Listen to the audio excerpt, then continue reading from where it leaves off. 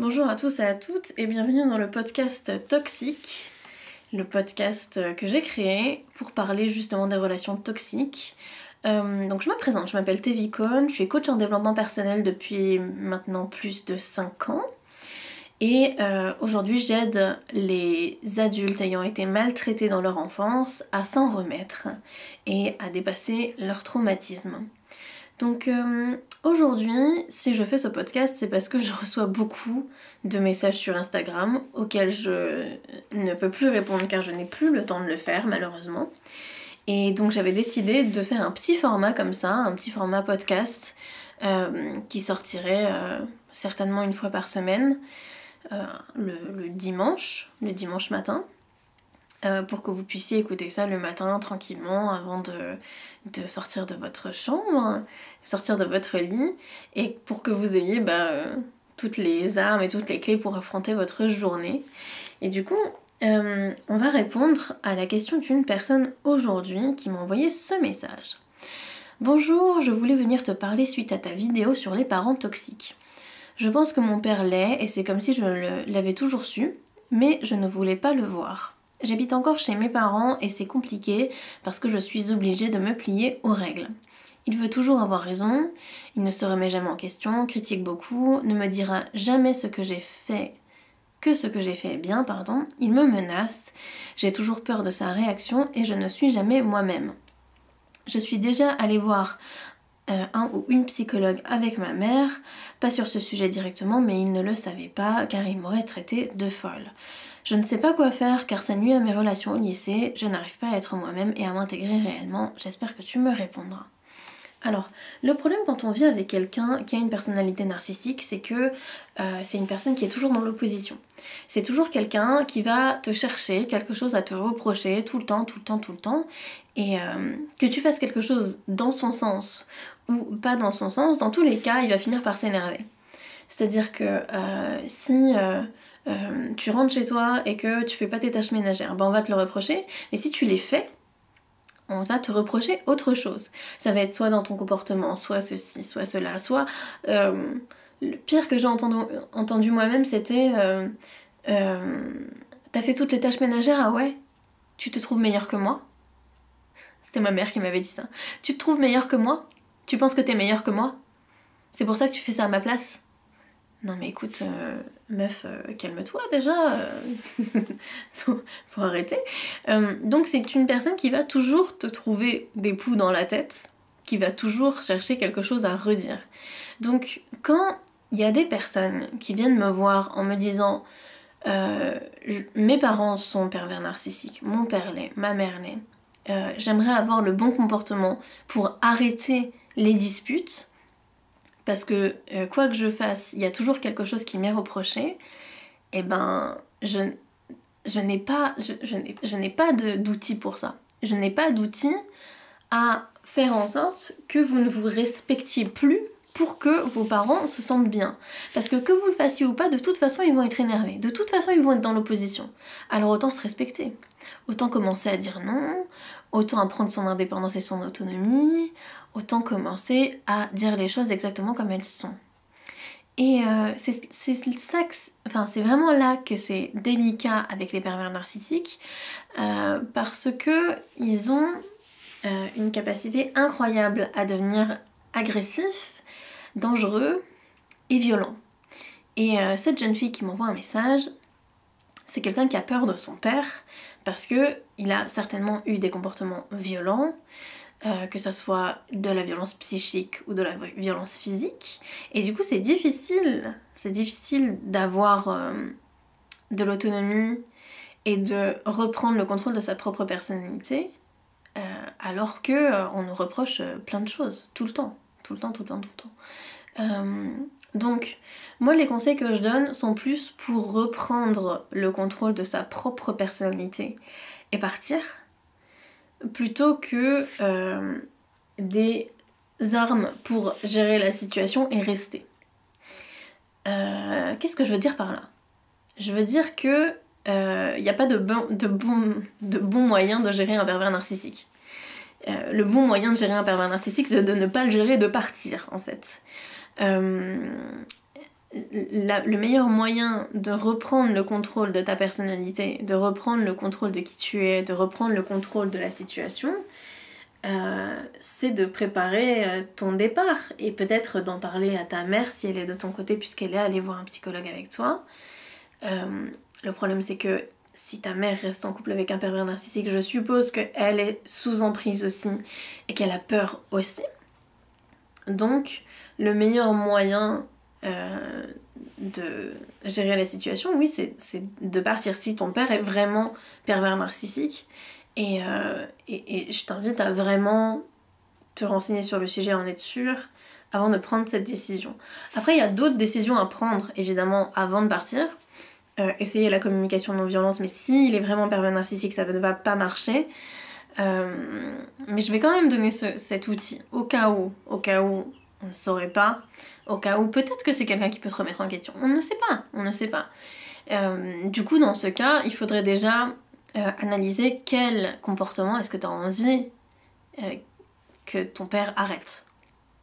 Est-ce que tu as envie qu'il arrête de débarquer dans ta chambre parce que t'as pas d'intimité? Est-ce que tu as envie qu'il arrête de t'insulter? Est-ce que tu as envie qu'il arrête de te manquer de respect en faisant ceci et cela? Et il faut être très précise sur ce que tu as envie qu'il arrête.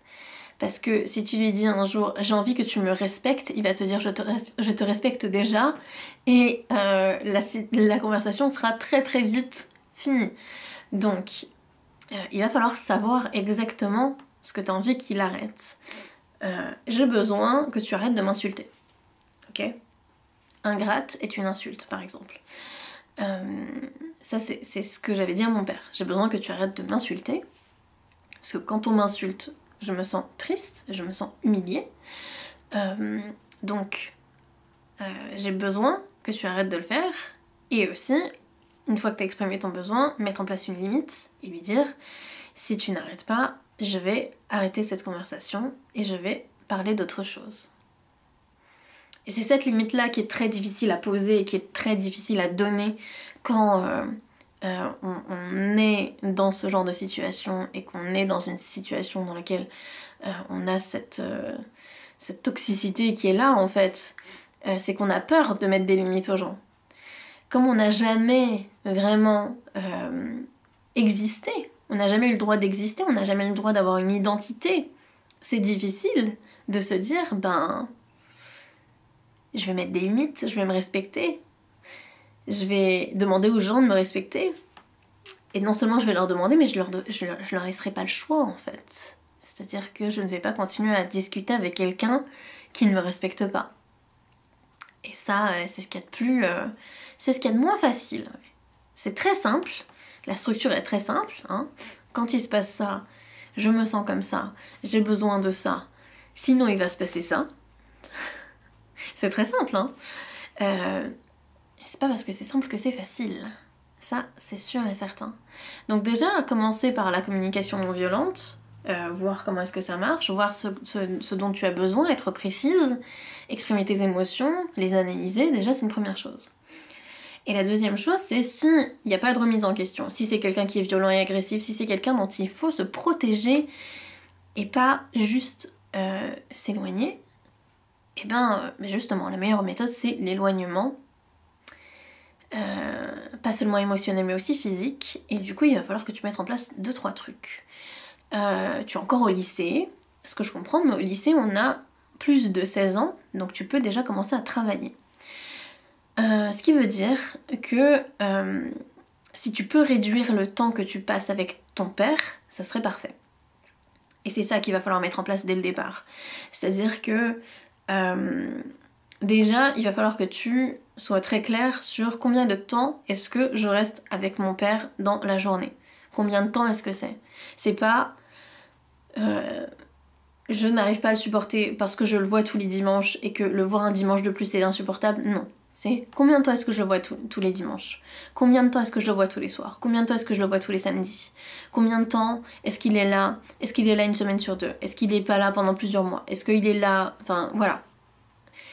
Et plus tu seras précise sur le nombre d'heures exactes que tu passes avec lui, et plus ça sera facile de le gérer.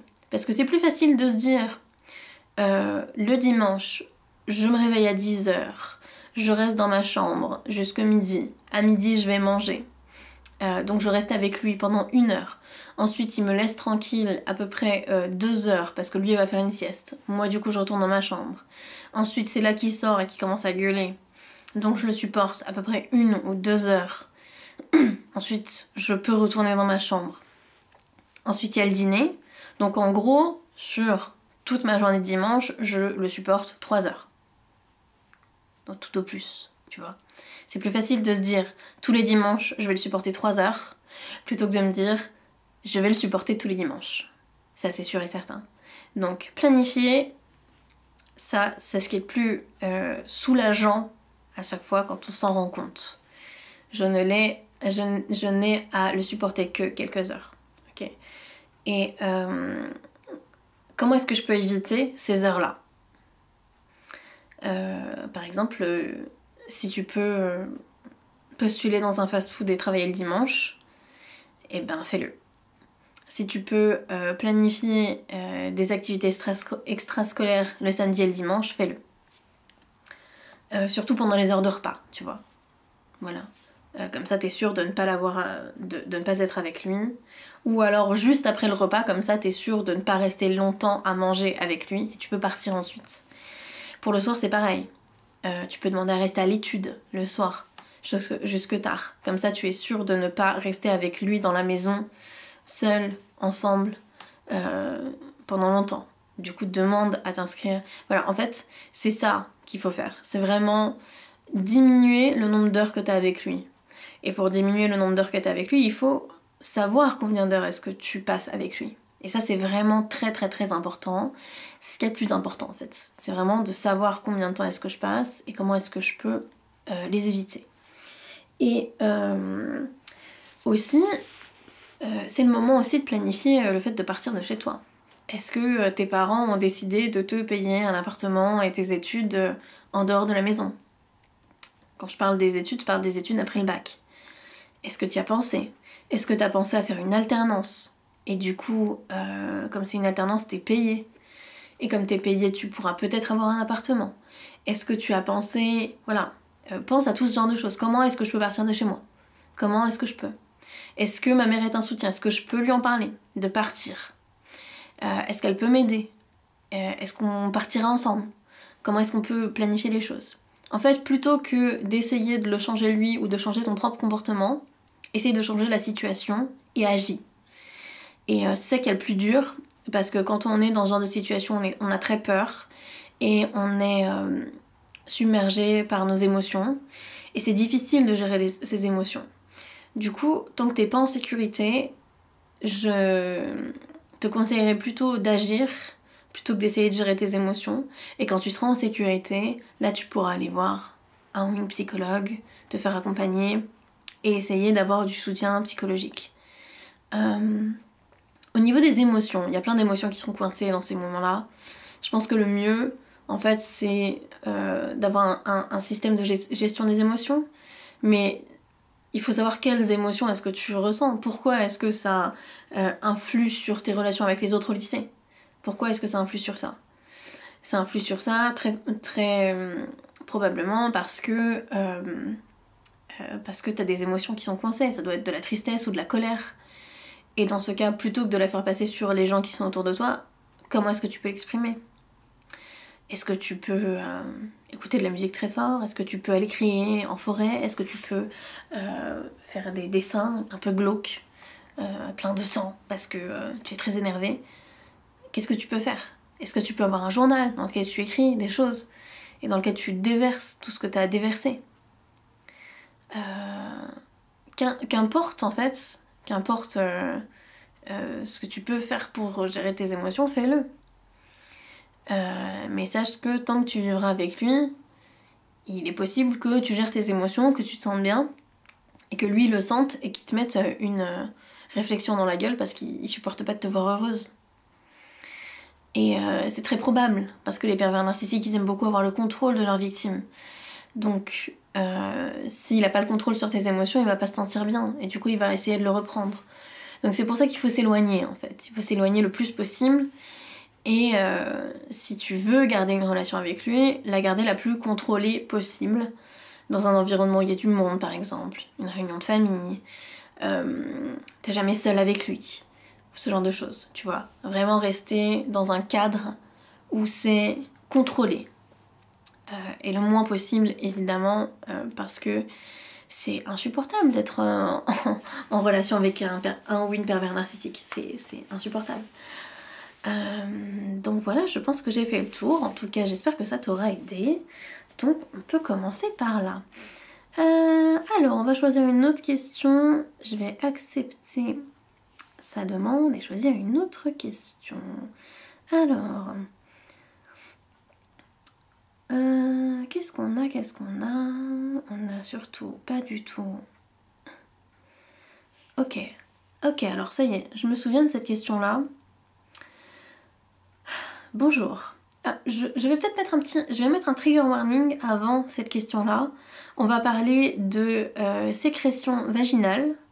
Donc c'est peut-être pas pour tout le monde. Et voilà. On va répondre à cette personne. Donc, bonjour, j'aurais juste une question, désolée de te déranger vraiment. Est-ce que c'est toxique si après que j'ai vu mon copain, ma mère vérifie mes sous-vêtements, une fois que je les ai mis à laver, afin de regarder si je n'ai pas mouillé ou s'il n'y a pas de sperme? Je précise que j'ai 15 ans. Voilà, je voulais juste savoir si c'était normal. Passe une très bonne journée. Au passage, tes TikTok sont super, merci beaucoup pour ta question. Alors... il y a une notion d'intimité qui est fluctuante et dont la limite n'est jamais vraiment très établie entre les parents et les enfants.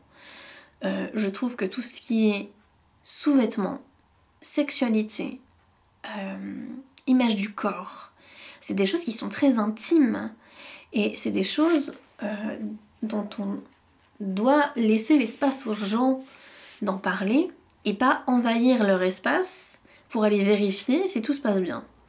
Et surtout quand on parle de sexualité, en fait, on peut pas empêcher ses enfants d'avoir une sexualité, surtout quand eux sont consentants. Mais par contre, on peut les éduquer. Et là, c'est pas de l'éducation, c'est de l'invasion de vie privée. Là où c'est toxique, c'est qu'il n'y a pas de discussion, en fait. Il n'y a pas de communication. Il n'y a pas de... Est-ce que tu sais ce que c'est qu'une MST? Est-ce que tu sais ce que c'est qu'une IST? Est-ce que tu sais mettre un préservatif? Est-ce que tu as envie qu'on aille voir un gynéco pour te prescrire une pilule? Est-ce que tu as envie d'avoir des relations sexuelles? Est-ce que tu te sens prête? Et ce genre de choses. Est-ce que tu sais ce que c'est qu'un clitoris? Est-ce que tu sais ce que c'est qu'une pénétration? Est-ce que tu sais... Voilà. Et il n'y a pas ce genre de questions. Ce genre de questions n'a pas été posé dans cette situation-là. C'est juste, je vais vérifier les sous-vêtements de ma fille pour vérifier qu'elle n'a pas de relation sexuelle. Et si elle en a, il se passe quoi? Surtout que je trouve ça très difficile quand même de différencier du sperme de sécrétion vaginale, parce que les pertes blanches, déjà, leur texture change au cours du cycle. Je suppose que comme elle a 15 ans, elle doit... Comme tu as 15 ans, tu dois, à mon avis, avoir tes règles. Peut-être, hein, à mon avis, tu dois peut-être avoir tes règles. Donc c'est quelque chose qu'il faut savoir. Le sperme, ça peut ressembler à des sécrétions vaginales. Et voilà. Enfin, je veux dire, donc, même si elle vérifiait et qu'elle s'en rendait compte, ta mère, je ne vois pas quelle emprise elle pourrait avoir là-dessus, parce que de toute façon, elle vérifie après coup. Et pourquoi est-ce qu'elle le vérifie? Qu'est-ce que ça peut lui apporter de savoir que t'es couché avec quelqu'un? Elle a peur, elle est angoissée, pourquoi? Pourquoi est-ce qu'elle fait ça? Et bon, j'ai pas cet élément de réponse. Je comprends qu'un parent ait peur que quelqu'un profite de la sexualité de son enfant, je peux comprendre tout à fait. Mais par contre, prendre le contrôle de la sexualité de son enfant pour que lui-même ne fasse pas de bêtises, ça va trop loin en fait. Tu peux pas empêcher à ton enfant de marcher parce qu'il pourra peut-être tomber. Non. Par contre, tu peux lui expliquer ce que c'est que de tomber, lui expliquer ce que c'est que de te brûler quand tu fais la cuisine et lui montrer que c'est dangereux. On en parlait avec mon beau-père parce que je lui ai parlé d'un de mes derniers TikTok où je demandais aux adultes maltraités s'ils avaient appris tôt à cuisiner dans leur enfance parce qu'on ne leur faisait pas manger. Et il me disait, il me disait, moi j'ai la chance de n'avoir qu'un des deux parents qui était toxique. Son père le frappait, était alcoolique, enfin c'était affreux. Mais sa mère est une personne charmante qui a juste eu le malheur de tomber sur un homme qui était extrêmement maltraitant. Et sa mère est une très bonne cuisinière. Je le sais bien puisque tous les ans on reçoit des pâtisseries allemandes, puisque elle est allemande. Et sa Linzer-Torte est une tuerie absolument phénoménale. Donc voilà, c'est une très bonne cuisinière. Et lui, il a appris à cuisiner avec elle et elle lui montrait. Et quand il avait pas envie de passer du temps avec son père, il avait forcément, très souvent envie de passer du temps avec sa mère, et sa mère était souvent au fourneau. Et du coup, elle lui montrait, voilà, alors tu peux faire ce petit truc-là, et moi je vais faire ça. Et regarde, je fais attention parce que des fois ça brûle, des fois machin, des fois ça coupe, des fois ceci, des fois cela. Et c'est une belle manière d'apprendre à son enfant par l'exemple, tu vois. Par exemple, si j'avais un enfant et que je voulais lui montrer ce que c'était que la sexualité et tout ce qui est autour, je lui parlerais de mon endométriose. Je lui parlerais de la pilule en continu. Je lui parlerais de qu'est-ce que c'est que les règles. Je lui parlerais des différents moments du cycle et comment est-ce que ça influe sur le moral d'une personne qui a ses règles. Je lui parlerais de tout ça. Mais par contre, j'irai pas vérifier, je débarquerai pas plus tôt chez son copain ou sa copine pour voir s'ils sont en train de coucher ensemble. Non. C'est quelque chose qui appartient à l'intimité de chacun. Et débarquer dans l'intimité de son enfant, c'est quand même assez délicat. Donc il faut laisser la place aux enfants d'avoir cette intimité-là. Même si ça fait peur. Et je comprends que ça fasse peur. Je comprends que ça soit terrible de se dire oh, j'ai pas envie que ma fille de 15 ans ait des relations sexuelles. Mais malheureusement, si ta fille elle a envie d'avoir des relations sexuelles, tu n'as pas ton mot à dire là-dessus car c'est sa sexualité, pas la tienne. Donc voilà. Donc ça ne répond pas à la question est-ce que ce comportement est toxique parce que moi je trouve qu'il l'est. Je trouve qu'il l'est parce que c'est c'est envahir l'espace privé, l'intimité de ton enfant. Et c'est pas cool. C'est pas ok d'envahir l'espace privé de ton enfant, jamais. Ça ne l'est jamais. Il faut laisser la place à tes enfants de vivre leur vie. Et peut-être que si ta mère a peur, tu peux lui dire, en fait. Tu peux lui dire, tout simplement. Je comprends que tu aies peur. Mais par contre, moi, je me sens humiliée, je me sens très mal à l'aise quand je vois que tu vérifies mes culottes sales dans la panière à linge. Je veux dire, n'importe qui se sentirait complètement humilié que quelqu'un vérifie ses sous-vêtements dans la panière à linge. C'est terrible de faire ça. Du coup, tu pourras lui demander d'arrêter. J'ai besoin que t'arrêtes. Parce que sinon, je vais laver mes sous-vêtements toute seule et puis tu sauras jamais, en fait. Parce que c'est ça qui va finir par arriver. Tu vas finir par laver tous tes sous-vêtements à la main et que voilà, elle saura jamais. Elle saura jamais rien. Une culotte par jour, c'est rien en fait. Tant que tu te brosses les dents, voilà.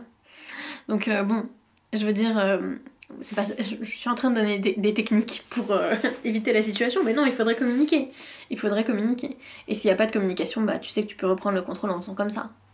Mais en tout cas, en tant que parent, s'il y a des parents qui m'écoutent, qui veulent savoir comment ne pas avoir ce comportement toxique en particulier,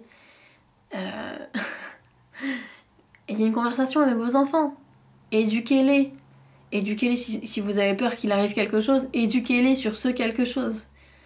Mais n'allez pas envahir l'espace privé de votre enfant parce que vous avez peur. Parce que ça, c'est un comportement toxique. Et c'est pas parce que vous avez peur que ça l'excuse. J'en suis absolument désolée. Donc voilà, je pense qu'on a fini pour aujourd'hui. 25 minutes d'émission, c'est quand même pas mal. On va rester sur un format comme ça. J'espère que j'ai répondu à la plupart de vos questions. Si jamais vous en avez une que vous voulez me poser en particulier, soyez très détaillés, allez-y et postez-la en message privé sur Instagram. Mon nom est Evicon aussi sur Instagram. Je suis assez facile à trouver et puis voilà. J'espère que vous allez passer une très bonne semaine, un très bon week-end. Aimez-vous les uns les autres, mais surtout aimez-vous vous-même. Et à la semaine prochaine. Bisous!